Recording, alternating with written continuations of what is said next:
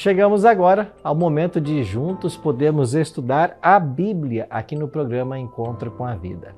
Estamos numa série sobre cartas às 7 igrejas do Apocalipse e ao longo desses dias nós iremos focar nos capítulos 2 e 3 do livro do Apocalipse, onde você encontra as 7 cartas de Jesus às 7 igrejas nos dias de João. Ontem estudamos sobre a igreja de Éfeso, a igreja da época da pureza apostólica. Hoje vamos estudar a igreja de Esmirna, a igreja do sofrimento. O que quer dizer, pastor, igreja do sofrimento? Você vai entender isto e muitas outras coisas. Mas antes de avançarmos, quero convidar você para juntos orarmos e pedirmos a bênção de Deus para o estudo da Bíblia. Ora comigo? Nosso Pai Celeste, muito obrigado pelo privilégio de nos reunirmos mais uma vez e termos a oportunidade de estudar a Tua Palavra. Queremos suplicar que o Teu bom e santo Espírito esteja com todos nós agora, que nós possamos entender o Teu recado através dessa carta, dessa mensagem que foi entregue um dia à igreja de Esmirna. Fica, Pai, com todos nós e nos abençoa. Oramos em nome de Jesus. Amém. Muito obrigado por ter orado comigo. Vamos então hoje à segunda igreja, a igreja de Esmirna. A carta aparece aqui em Apocalipse capítulo 2, a partir do versículo 8 até o versículo 11. E eu leio assim. Ao anjo da igreja em Esmirna escreve: Estas coisas diz o primeiro e o último, que esteve morto e tornou a viver. Conheço a tua tribulação, a tua pobreza, mas tu és rico. E a blasfêmia dos que a si mesmos se declaram judeus e não são, sendo antes sinagoga de Satanás. Não temas as coisas que tens de sofrer. Eis que o diabo está para lançar em prisão alguns dentre vós, para serdes postos à prova, e tereis tribulação de 10 dias. Ser fiel até a morte, e dar-te-ei a coroa da vida. Quem tem ouvidos, ouça o que o Espírito diz às igrejas. O vencedor de nenhum modo sofrerá dano da segunda morte. Que carta extraordinária, endereçada à igreja de Esmirna. Quero lembrar a você, mais uma vez, que eram 7 cidades da Ásia Menor, onde a igreja cristã encontrou lugar, onde a igreja se estabeleceu. E a igreja de Esmirna estava na cidade de Esmir. Hoje esse é o nome atual dela, Esmir, na Turquia. Era nesta cidade que estava a igreja de Esmirna. A palavra Esmirna vem do termo mirra, que era um termo aromático. Acreditava-se que este aroma era extraído de uma planta, e este aroma vai dar nome à cidade. Então, a palavra Esmirna vem daí. Nós colocamos sempre esse slide, esta imagem, para você entender que as 7 igrejas do Apocalipse, elas existiram no primeiro século, mas Deus escolheu em especial estas 7, dentre tantas, porque elas representariam 7 períodos pelos quais passaria a igreja cristã, da primeira vinda de Cristo até a sua segunda vinda. E a igreja de Esmirna, ela vai do ano 100 até o ano 313. Nós vimos ontem que a igreja de Éfeso vai do ano 31, da morte de Cristo, até aproximadamente o ano 100, quando morre João, o último dos apóstolos. Agora vem a igreja de Esmirna, da morte de João, perto do ano 100, até o ano 313. Mas por que os estudiosos, os teólogos e historiadores apontam para o ano 313 como o ano do fim desse período de Esmirna? É porque nesse ano foi assinado um decreto de tolerância lá em Milão, na Itália. E esse decreto de tolerância deu aos cristãos liberdade de culto. Então, a igreja de Esmirna foi uma igreja perseguida, que passou por diversas provações. Mas, quando termina as perseguições, com a assinatura desse decreto, então você tem o fim desse período da segunda igreja. Assim, cada período vai sendo caracterizado por algo que estava acontecendo. Olha para os versos 3 e 4 do capítulo 6. Eu disse ontem que o capítulo 6 está em paralelo com o capítulo 2. No capítulo 6 você tem a abertura dos selos. E quando o Cordeiro, que é Jesus, começa a abrir os selos, cavalos aparecem. Na abertura do primeiro selo, nós vimos um cavalo branco. E esse cavalo branco falava de pureza.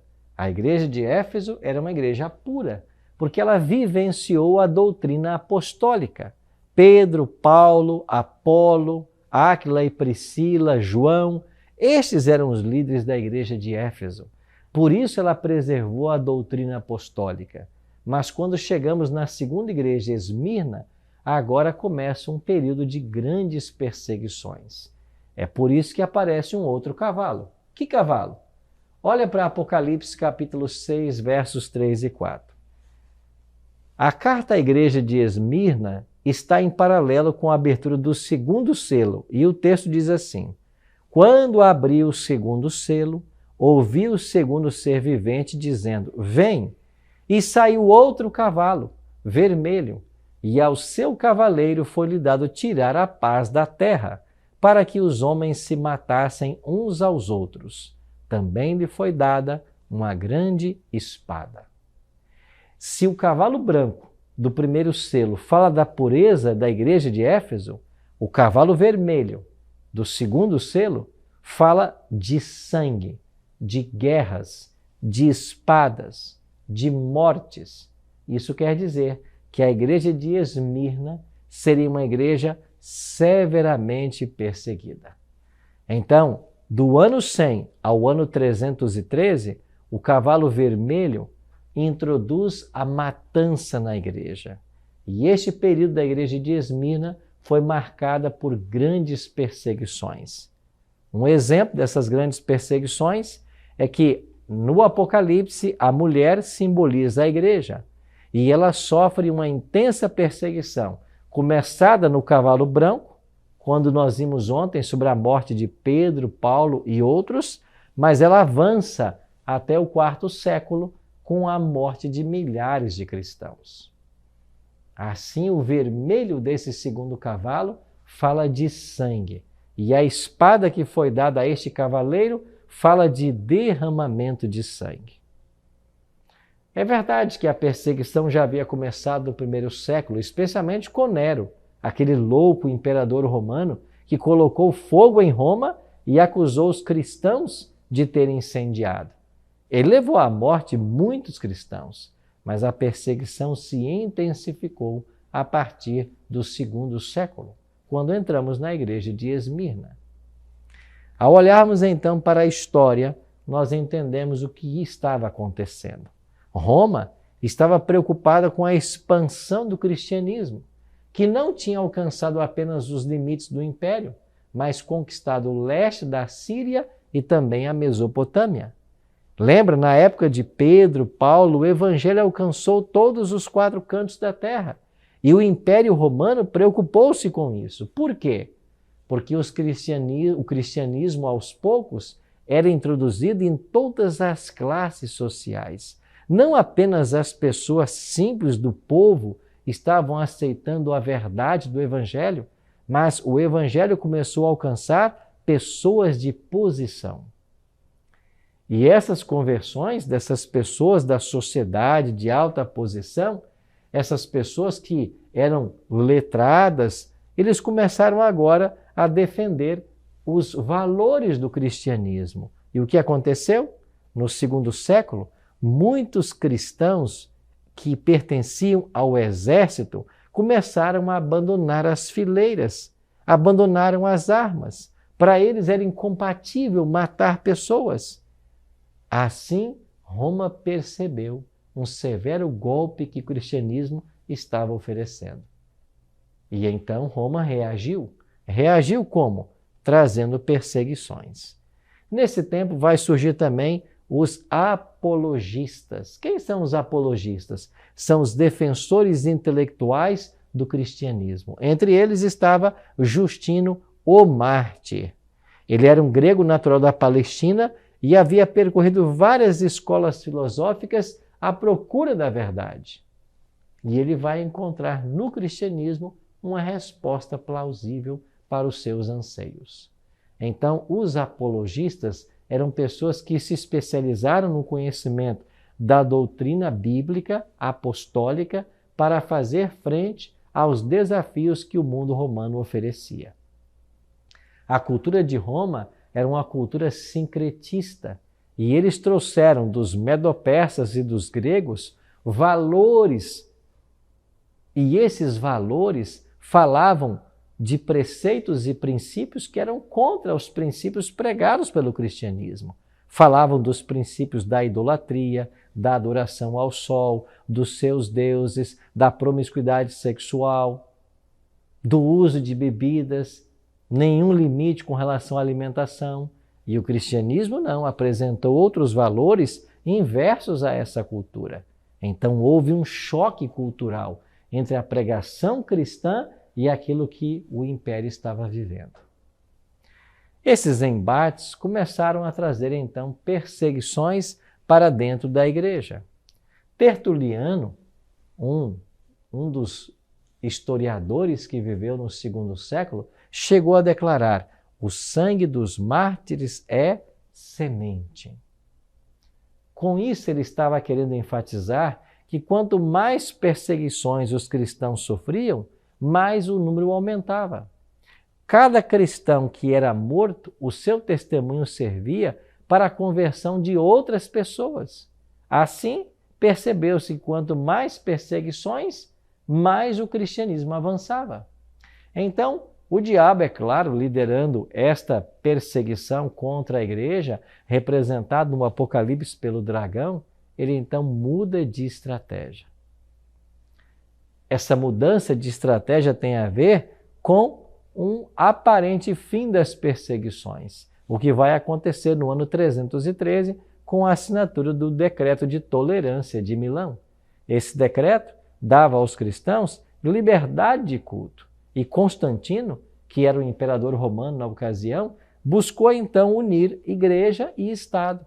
Ele quis respeitar os cristãos nas suas práticas, mas trouxe para dentro do cristianismo todas as práticas do paganismo.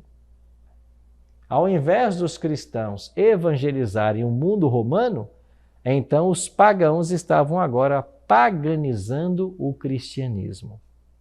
Ao fim das perseguições, pelo menos nesse momento, os cristãos se viram agora privilegiados.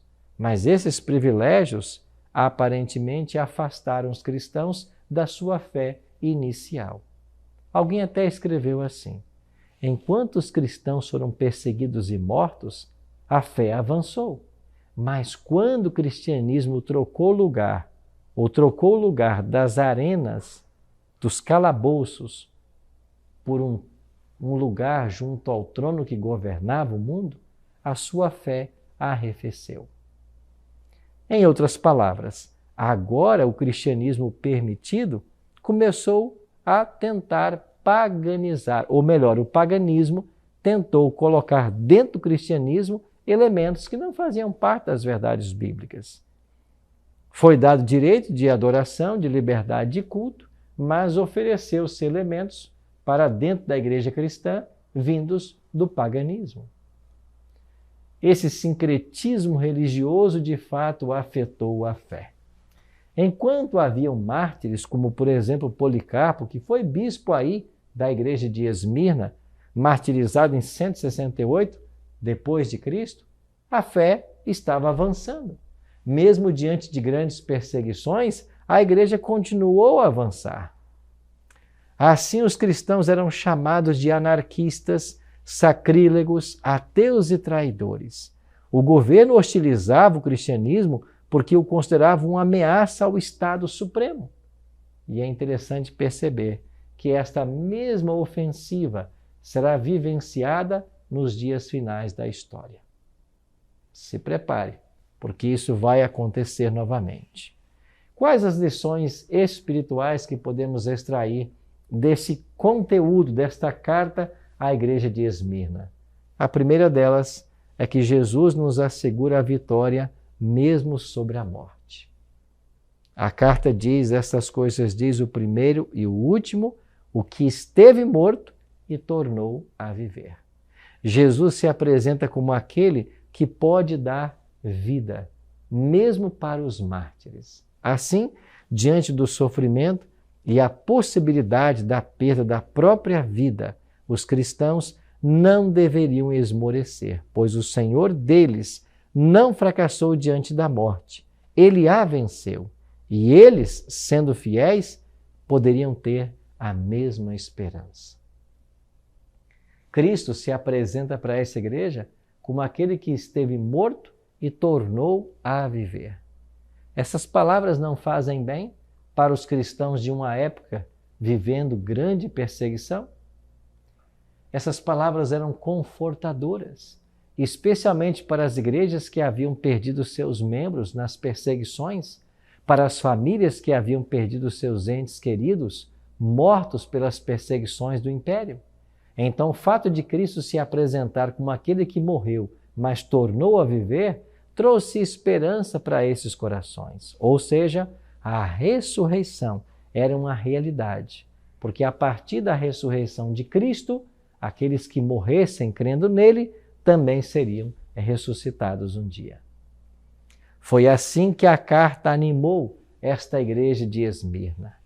A carta também, Jesus diz, conheço a tua tribulação. A lição que nós temos dessa expressão é que Jesus conhece o sofrimento dos seus seguidores. Da mesma maneira que ele se compadeceu dos angustiados durante o seu ministério, curando as pessoas, expelindo demônios, ele se compadece hoje das pessoas que sofrem. A palavra tribulação aqui significa pressão que vem de fora. E não é verdade que eu e você somos constantemente pressionados pela cultura atual? Somos pressionados a viver como as pessoas vivem, a praticar as coisas que as pessoas praticam, a comer o que as pessoas comem, a ouvir, a usar o que as pessoas usam. É a pressão comum que nós temos todos os dias, vindas de fora, vindas do mundo. Mas assim como a igreja de Esmirna estava resistindo, nós também precisamos resistir. E se hoje você está passando por um momento de tribulação e prova, a mensagem para você é: conheço a tua tribulação.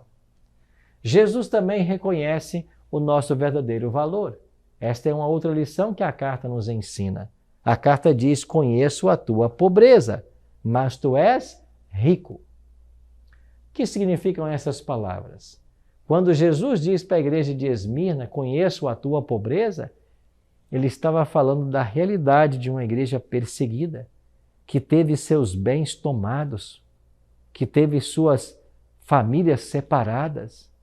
Conheço a tua pobreza. Fisicamente, economicamente, era uma igreja pobre, mas Jesus declara: mas tu és rico. Essa riqueza que Jesus está falando não é a riqueza material, não é a posse de muitos bens, mas é a riqueza espiritual.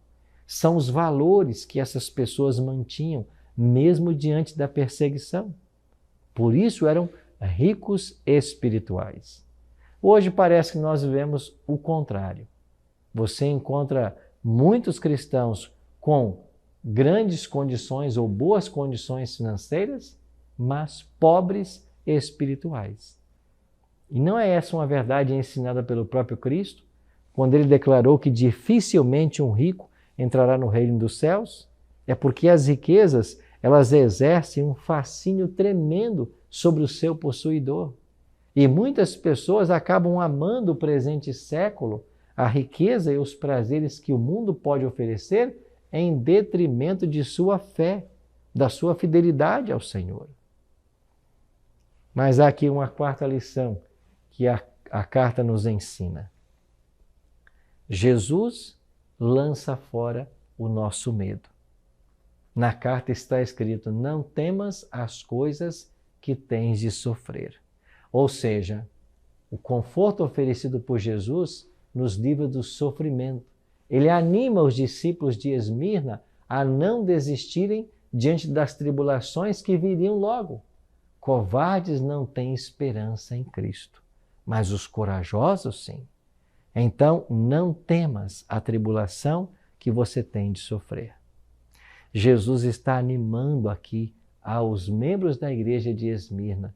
Diante das perseguições que se aproximam, vocês não desanimem.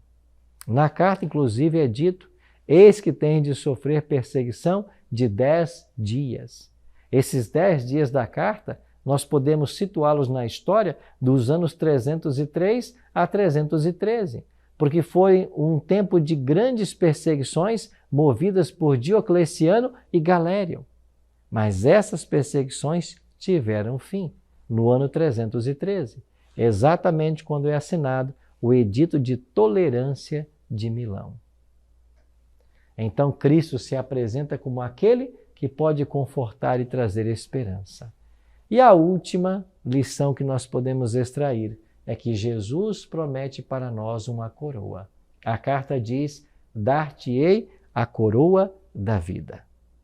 A coroa da vida eterna é oferecida apenas para os vencedores. Esta é a nota tônica do Apocalipse. Aliás, para cada uma das 7 igrejas há uma promessa, mas essa promessa destina-se apenas ao vencedor. A despeito das provas que estavam sendo vividas pela igreja de Esmirna, eles deveriam permanecer leais. E se permanecessem leais mesmo até a morte, eles teriam a coroa da vida eterna. Essa promessa é para nós hoje. Nós hoje, cristãos do século XXI, passamos também por perseguições, por momentos de dificuldade, por tribulações, por pressões vindas de todos os lados. Mas a palavra de Cristo soa para nós da mesma maneira. Se nós permanecermos fiéis até a morte, nós receberemos a coroa da vida. Isso significa que quando Jesus voltar, Ele vai colocar na cabeça de todos os salvos uma coroa, símbolo de vitória. Vitória sobre esse mundo, vitória sobre o mal, vitória sobre o pecado. E as pessoas que receberem esta coroa entrarão agora para a vida eterna ao lado de Jesus. Queridos amigos, há uma mensagem especial para todos nós aqui. O efeito da tribulação seria o de provar a fé desses cristãos.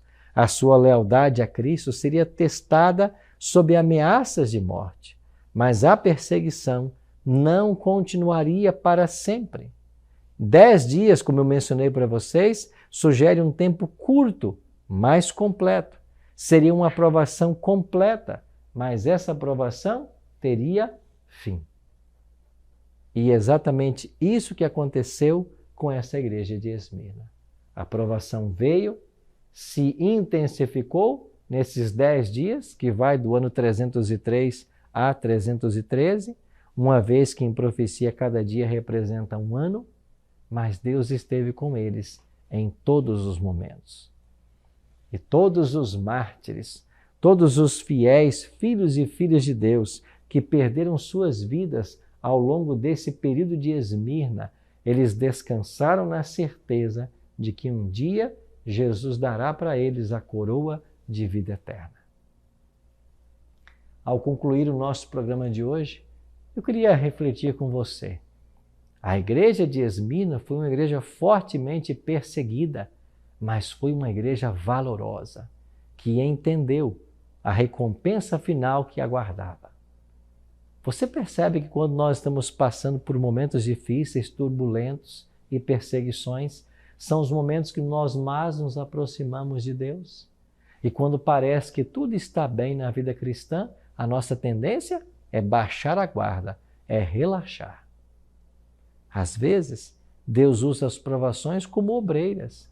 Ele permite que a prova nos chegue para fortalecer a nossa fé, para entendermos os valores do reino e para nos preparar para a vinda dele. É por isso que se você hoje está sendo severamente provado. Se você está hoje sendo atacado pelo inimigo, entenda que Deus quer usar esse momento que você está passando para purificar a sua fé. E lembre-se, há uma promessa de uma coroa para mim e para você. Essa promessa para os vitoriosos da igreja de Esmirna não ficou restrita àquele tempo, mas ela se aplica também aos nossos dias. Então, eu e você temos a promessa de uma coroa de vida eterna. Agora, essa promessa só vai se cumprir na vida daqueles que forem vitoriosos. E é claro que essa vitória nós não alcançamos pelas nossas habilidades, pela nossa força, pelo nosso discernimento espiritual. Não. Isso só se alcança pelo poder de Cristo.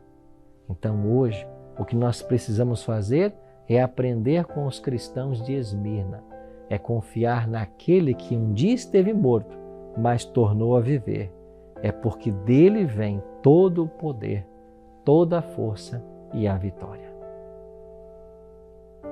Querido amigo, querida amiga, nós vamos ter mais uma música agora. E enquanto ouvimos essa canção, eu queria que você pensasse. Você está passando por um tempo de prova, o sofrimento chegou até a sua casa, você tem enfrentado lutas e tentações, você está vivendo o mesmo clima da igreja de Esmirna, pois o Senhor tem para você uma coroa de vida eterna. E se você for fiel diante das provações, ela vai passar. A provação de Esmirna durou um período, mas ela teve fim. A sua prova também vai passar, mas a coroa está reservada para você. Meu querido amigo, minha querida amiga, eu não sei a prova que você está enfrentando hoje, mas eu sei de uma coisa. Nós nunca seremos tentados além das nossas forças. E se Deus está permitindo você passar por esse vale da sombra da morte, é porque lá no fim Ele tem para você águas tranquilas e pastos verdejantes. Ele vai cuidar de você em todos os momentos. Assim como Cristo cuidou da igreja de Esmirna, Ele cuida dos cristãos hoje, dos seus filhos e das suas filhas. E Ele nos promete uma coroa de vida eterna. Permaneçamos fiéis aos valores do cristianismo e no final nós teremos a nossa recompensa. Ora comigo. Pai querido, muito obrigado, Senhor, pela certeza que a Tua palavra nos dá hoje de que nós venceremos diante da prova, de que a tribulação não dura para sempre, mas ela está com seus dias contados. Obrigado por aprendermos também que essas provas, elas têm um objetivo: fortalecer a nossa fé, lapidar o nosso caráter e nos preparar para o céu. Muito obrigado pela coroa que nos está prometida. Nos ajuda, Pai, a nos prepararmos para a Tua volta e dar-nos a Tua bênção e o Teu perdão. Oramos em nome de Jesus. Amém.